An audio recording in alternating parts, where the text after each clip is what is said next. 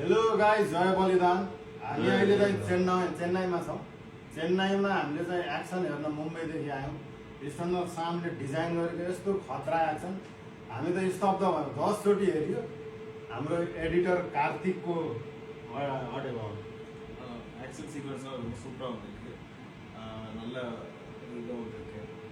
Crowd வச்சு நல்லா பண்ணியிருக்காங்க. எல்லாமே சூப்பராக வந்துருக்கு ஆக்ஷன் சீக்வன்ஸு. இன்னும் ஃபைனல் போயிட்டு இருக்குது.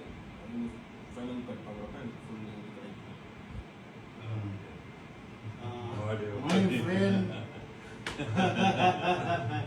Everything is Ram. Jai Balidan. Jai Balidan. Yeah.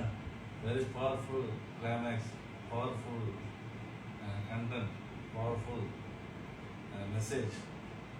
You see Balidan.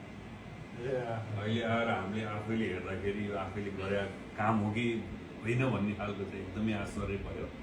तपाईँहरूले सबैले चाहिँ दसैँलाई कुर्नुहोस्। दसैँमा यो ज्यान बलिदान, दसैँमा संसारभरि यो ज्यान बलिदान। अहिले हामीले उठाएको विषयवस्तु यति स्ट्रङ छ, म पनि भावुक भयो। जति बेला चाहिँ हामीले 2 वर्ष अगाडि उठाएको यो मुद्दा हो, अहिले चाहिँ यसले चाहिँ एकदमै चाहिँ मूर्त रूप लिएको छ। 10 चोटि एक्सन हेर्दा पनि मलाई चाहिँ फेरि हेर्न मन लाग्यो। हामीले चाहिँ अगेन दिनभरि यो एक्सन हेऱ्यौँ होला। अब यसको फाइनल त झन् फाड्नेवाला छ।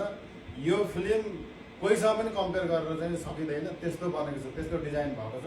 मुद्दा पनि पावरफुल, प्रेजेन्टेसन पनि पावरफुल, एक्सन त भन्नै परेन, फाड्यो। जय बलिदान। Jai Balidan.